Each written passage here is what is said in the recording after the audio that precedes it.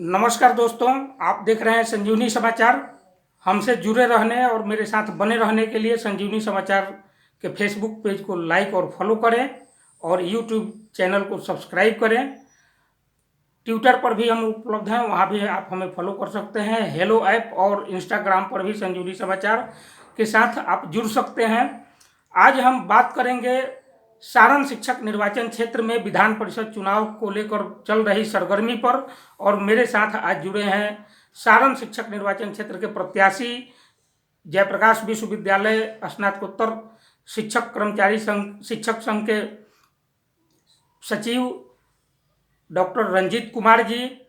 तो दोस्तों, आज हमारी बातचीत की शुरुआत होगी कि आखिर सारण शिक्षक निर्वाचन क्षेत्र में जो भी प्रत्याशी हैं उनमें प्रबल दावेदारी डॉक्टर रंजीत कुमार जी की है, और ये लंबे समय से शिक्षकों की समस्याओं को लेकर संघर्षरत रहे हैं और इसको लेकर लगातार आंदोलन करते रहे हैं। इसके कारण इनको जयप्रकाश विश्वविद्यालय के द्वारा प्रताड़ना का भी शिकार होना पड़ा है।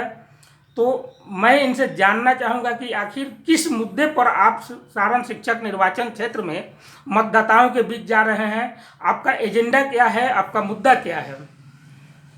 संजीवनी समाचार चैनल के सभी दर्शकों को मैं प्रणाम करता हूं, नमस्कार करता हूं। और जो बहुत ही माकूल प्रश्न पूछा गया है कि सारण शिक्षक निर्वाचन क्षेत्र में इस बार चुनाव के मूल मुद्दे क्या हैं। जैसा कि मतदाता बंधुओं को, शिक्षक बंधुओं को ये मालूम है कि पिछले 18 साल से निवर्तमान विधान पार्षद लगातार इस क्षेत्र का प्रतिनिधित्व किए हैं। 28 साल से माध्यमिक शिक्षक संघ के वे महासचिव अध्यक्ष रहे हैं और 12 साल से निवेदन समिति के चेयरमैन भी रहे हैं, जिसका काम सरकार को शिक्षा के मामले में सलाह देना रहा है। दुर्भाग्यवश 2006 में जो नियोजन की प्रक्रिया शुरू हुई उच्च विद्यालयों में और उच्चतर माध्यमिक विद्यालयों में, उनकी तमाम समस्याएं जस की तस हैं। 18 साल गुजर गए, 14 साल तो नियोजन का हो गया, आज तक एक भी समस्या का समाधान नहीं हो सका। कि मूल मुद्दा जो है वो निवर्तमान विधान पार्षद के जो कार्यकाल रहे हैं उसमें शिक्षकों की समस्याओं का हल ना निकाल पाना जो उनकी मूल विफलता रही है।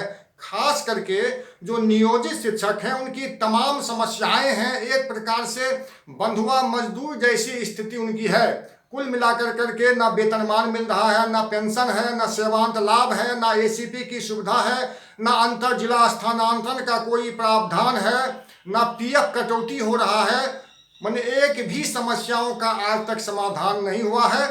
इसी मुद्दे को लेकर करके मैं लगातार शिक्षकों से मिलता जुलता रहा हूँ पिछले 2.5-3 साल से, और उसके साथ ही मैं अपना एजेंडा भी पेश करता रहा हूँ कि अगर मुझे सारण शिक्षक निर्वाचन क्षेत्र का प्रतिनिधित्व शिक्षकों के द्वारा सौंपा जाता है तो मैं इन सब मुद्दों पर काम करूंगा, जिसके बारे में पिछले 3 साल से मैं लगातार सरकार के संज्ञान में इन समस्याओं को लाता रहा हूं, लगातार मुद्दे उठाता रहा हूं, लिखता पढ़ता रहा हूं, और अधिकांश शिक्षक मुझे जानते भी हैं कि मैं लगातार उनकी समस्याओं के प्रति पूरी तरह से सक्रिय रहा हूं, समर्पित रहा हूं, और तमाम आंदोलनों में भी मेरी सक्रिय भागीदारी रही है।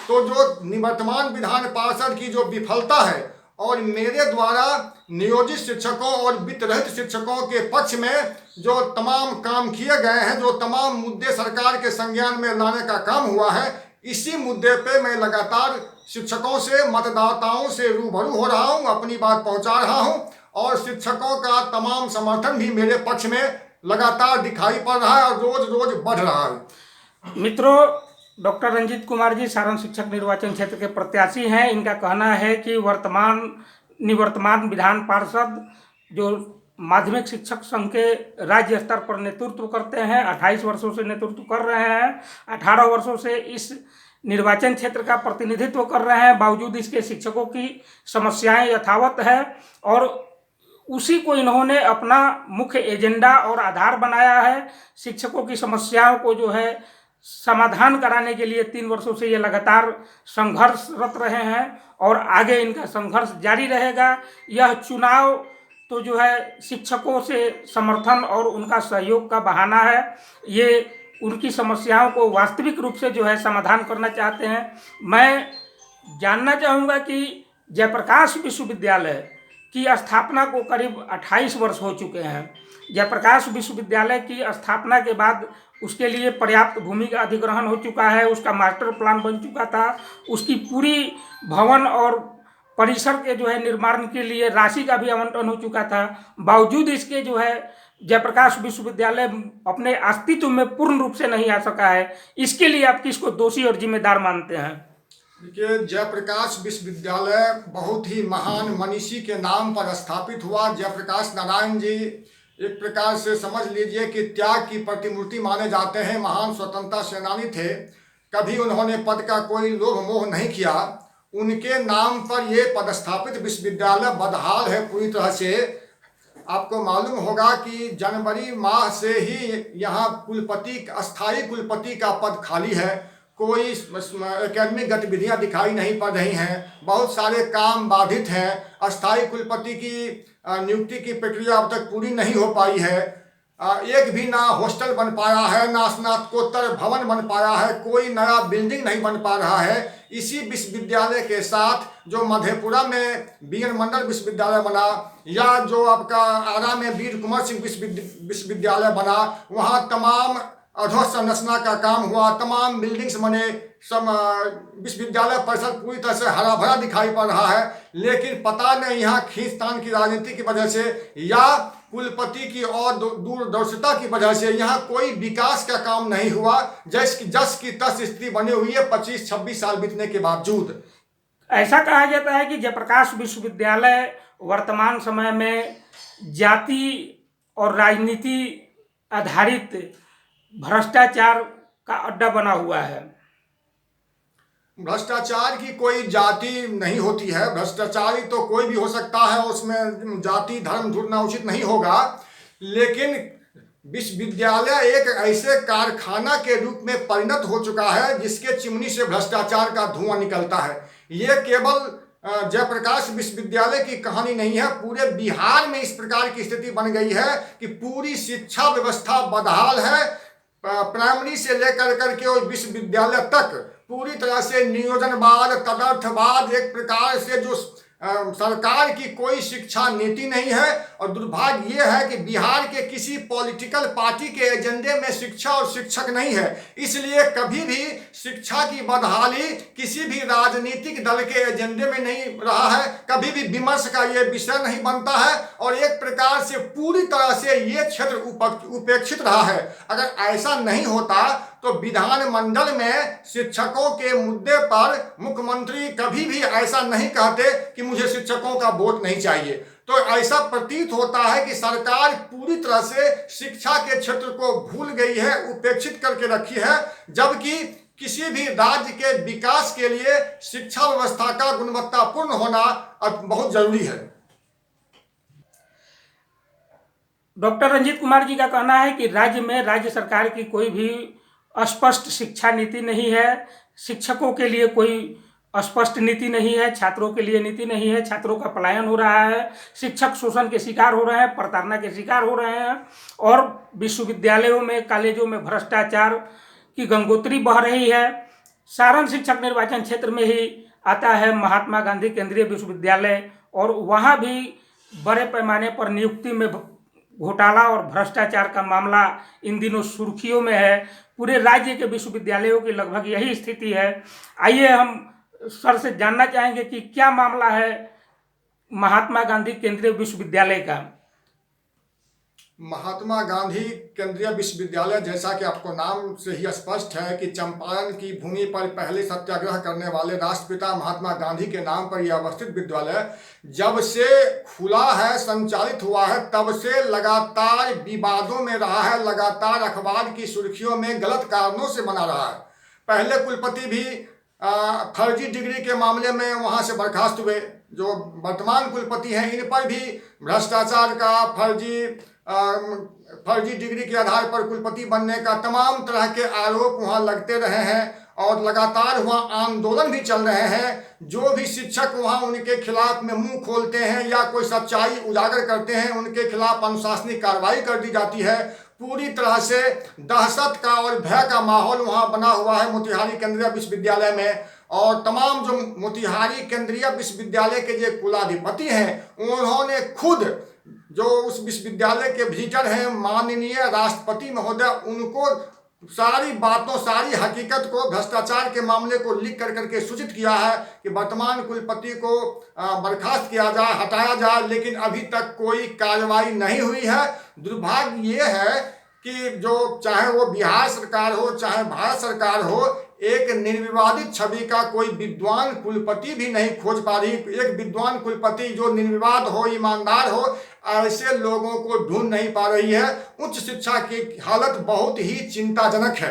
जो एक मुद्दा मैं छूट गया था, मैं ये कहना चाहता था कि सारण शिक्षक निर्वाचन क्षेत्र का ये सौभाग्य रहा है, या दुर्भाग्य भी कहिए या सौभाग्य भी कहिए, दोनों बातें हैं कि यहाँ के जो प्रतिनिधि रहे हैं सारण शिक्षक निर्वाचन क्षेत्र के, संजोग से वो माध्यमिक शिक्षक संघ के अध्यक्ष और सेक्रेटरी भी रहे हैं, निवेदन समिति के चेयरमैन भी रहे हैं। तो सारण शिक्षक निर्वाचन क्षेत्र इस मामले में बहुत ही महत्वपूर्ण है कि इसके बावजूद तीन महत्वपूर्ण पदों पर रहने के बावजूद शिक्षकों की एक भी समस्या का समाधान नहीं हुआ, जबकि सरकार से भी उनकी बहुत निकटता रही है। इसके बावजूद शिक्षकों की तमाम समस्याएं, चाहे वित्तरहित की समस्या हो चाहे नियोजित शिक्षकों की समस्याएं हैं। वित्तरहित शिक्षकों की समस्या तो और भी विकराल है। डिग्री कॉलेजों को पिछले 9 साल से अनुदान नहीं मिला है। मैट्रिक और जो इंटर वाले महाविद्यालय हैं उनको 6 साल से अनुदान नहीं मिला है, और अनुदान देने के बदले सरकार अब जांच पड़ताल की बात कर रही है कि हम पहले जांच करेंगे इंफ्रास्ट्रक्चर की, क्लासरूम्स की, स्टूडेंट की संख्या की, विषयों की स्वीकृति की। तो तमाम तरह से एक प्रकार से बहानेबाजी किया जा रहा है अनुदान विमुक्ति की, जबकि बात हो रही थी कि भाई अनुदान के बदले घाटा अनुदान या वेतनमान देने की। अब तो जो अनुदान है उस पर भी खतरा महसूस हो रहा है। और कुल मिलाकर करके सरकार की जो पॉलिसी है, जो सरकार की शिक्षा नीति है, उसमें वित्त रहित शिक्षण संस्थानों को बंद करने की सुनियोजित साजिश चल रही है। इससे जो लाखों लोग हैं एक प्रकार से उनका भविष्य अनिश्चित हो गया है। इसलिए कुल मिलाकर के कि नियोजित शिक्षकों और वित्त रहित शिक्षकों को एकजुट होकर के संघर्ष करने की जरूरत है, और उसके लिए ऊर्जावान, संघर्षशील, जुझारू आदमी की जरूरत है जो उनकी तमाम समस्याओं से वाकिफ हो, वाबस्ता हो, अवगत हो, और उनके मुद्दे पर ईमानदारी से सड़क से सदन तक संघर्ष करे।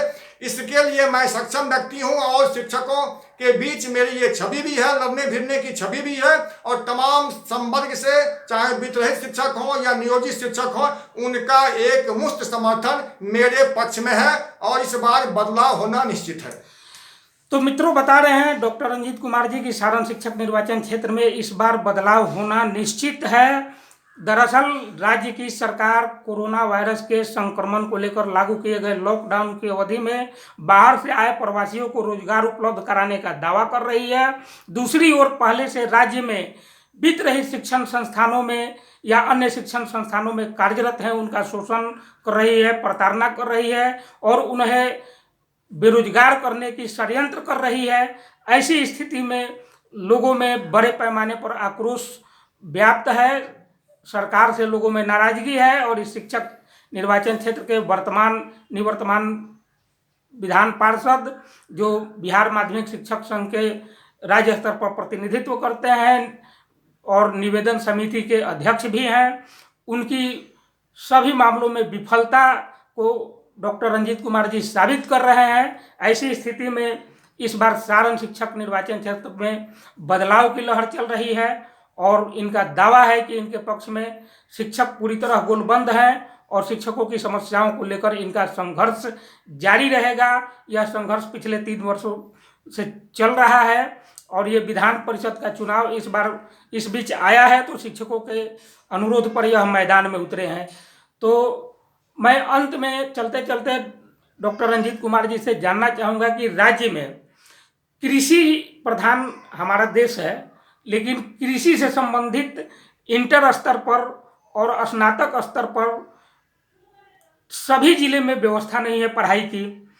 जो कृषि विश्वविद्यालय जहाँ पर हैं वहाँ पर तो होती है, लेकिन राज्य के लगभग 38 में से 30 जिले ऐसे हैं जहाँ पर कृषि स्नातक या आईएससी एग्रीकल्चर की पढ़ाई की व्यवस्था नहीं है।